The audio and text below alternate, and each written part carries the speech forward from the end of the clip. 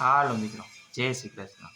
આજે હું મારા જીવનની બહુ જ મહત્વપૂર્ણ વાત કહી રહેવા જઈ રહ્યો છું કે જ્યારે મારા પપ્પા હતા ત્યારે મને ખૂબ જ કહેતા કે કેવિન, તું ભણવામાં તો બહુ જ હોશિયાર છો. ભલે તું આગળ જઈને નોકરી કરે, પણ આપણે દરજી છે. જો દરજીનો દીકરો હોય, જો દરજી કામ શીખે તો બહુ સારું. એટલે જ્યારે મારું 8મું ધોરણ પૂરું થયું ત્યારે તે મને કહેતા કે સવારે સ્કૂલે જવાનું અને બપોર પછી 5 વાગ્યા પછી દરજી કામ શીખવા જવાનું. એટલે ત્યારે તો પપ્પા કહે માન્ય રાખવું જ પડતું, નહીંતર તો સર્વિસ થઈ જતી. એટલે બીકમાં ને બીકમાં વયા ગયા. એટલે 8, 9, 10 ધોરણ મેં ધ્યાન તો ન દીધું, ખાલી મશીન ઉપર બેસતા, કેવી રીતે હંચો હાલે, એની સાફ સફાઈ, સીધી સિલાઈ બસ શીખો. હું કામ કે ધરાર ઘરથી મોકલતા શીખવા અને શીખતા તો નહીં, ટાઈમપાસ જ કરતા, પણ મન ન લાગતું. હું કામ કે મન હતું નહીં એમાં.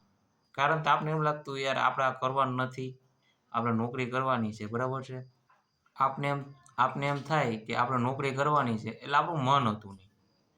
પણ હું જ્યારે 11માં આવ્યો અને મારા પપ્પાને મેં કીધું કે ભાઈ મારે આ કરવું નથી દરજી કામ, મારે નોકરી કરવાની છે, મારું ભવિષ્ય મારે સુધારવાનું છે. એટલે ધ્યાન દેવા માંડ્યો. 11-12માં બહુ સારું હતું.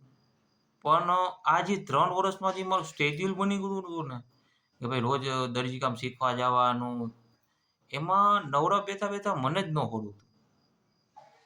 એટલે મેં મારી જાતે ફરીથી કામ કરવાનું શરૂ કર્યું.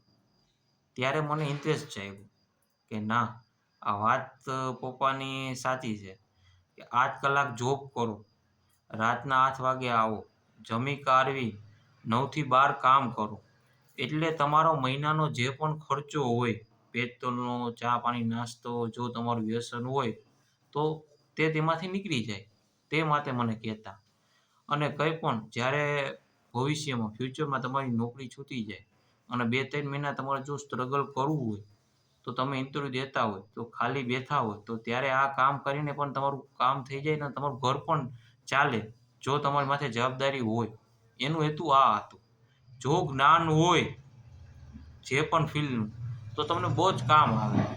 એટલે જ્યારે હું મારી રીતે કરવા માંડ્યો ને, એટલે મને ધગશ થઈ કે મારે આ કામ શીખવું છે.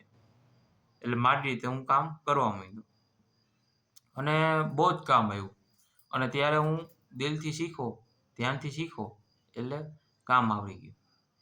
એટલે હવે મને એવું લાગે કે જે મારા પપ્પાએ મને સલાહ દીધી હતી, સૂચના દીધી હતી, બહુ જ મહત્વપૂર્ણ હતી. હું કામ આજ મને બહુ કામ આવે છે. જ્યારે પણ હું કામ કરતો હોય ત્યારે એને યાદ કરું. કારણ કે જીવનમાં બહુ જ ઉપયોગી પણ પડ્યું છે. એટલે માતા-પિતાની સલાહ કોકવાર લઈ લેવી જોઈએ કે એ ભવિષ્યનું વિચારતા હોય, લાંબા ગાળાનું. અને કોકવાર એ સલાહ દેતા હોય તો કથન લાગે ખરી. શું કામ કે લોઢાને વાળવું હોય તો એના માથે હથોડા મારવા જ પડે. અને જો તમારા છોકરાને તમારે સુધારવું હોય તો થોડુંક હૃદય કથન કરવું પડે. એટલે આજે મારા પપ્પા મને હિંમત દઈને ગયા છે. ગમે એવી પરિસ્થિતિ આવે, હિંમત રાખવાની દીકરા. અને જે પરિસ્થિતિમાં તમે પહોંચી ન વળો, એ ભગવાન ઉપર મૂકી દેવાનું. તમે જોઈ શકો છો મારું અડધું બ્લાઉઝ સીવેલું છે.